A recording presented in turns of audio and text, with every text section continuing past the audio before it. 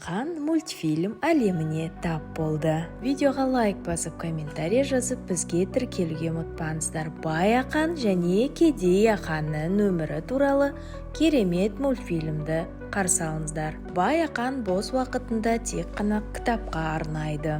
Ал Кедей Ақан тек қана телефонды, теледидарды көргенді ұнатады. Бай Ақан компьютердағы қызықты және пайдалы ақпараттарды жинап, неше түрлі программаларды жасағанды ұнатады. Ол ең пайдалы істің бірі. Ал Кедей Ақан болса, планшет ойнап отыр екен. Сонымен қатар ол өз достарымен кешке дейін, түнге дейін қыдырып ойнағанды ұнатады. Ал Бай Ақан кешкі уақытында тек қана ғылымға арнайды. Жарайсың Ақан, ең пайдалы істерді өзіне алып жатыр екенсің. Кедей Ақан бұзық болып кеткен. Даладағы достарымен төбелестен қалмайды.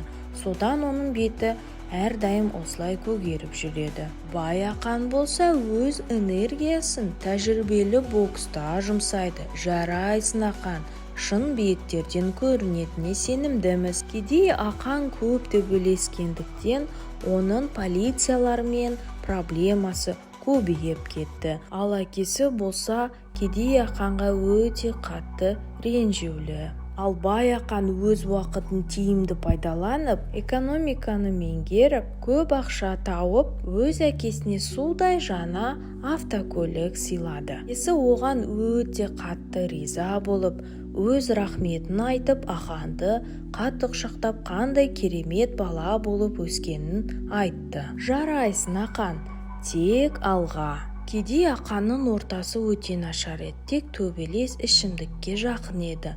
Ал Бай Ақанның достары дәл өзі сияқты тек қана жақсы адамдар еді. Кедей Ақан уақытына қарамай кешке дейін қыдырады. Ал анасы болса өте қатты уайымдап Ақанды іздеп жүреді. Бай Ақанның қарым-қатынасы анасымен өте жылы. Ол анасымен отырып сырласқанды жақсы көреді. Достар, сендер қай Ақанның өмірін таңдар едіңдер? Кедей Ақанның өмірін, әлде Бай Ақанның өмірін? Өз ойларыңды комментарияға жазып, видеоға лайк басуға ұмытпаңдар.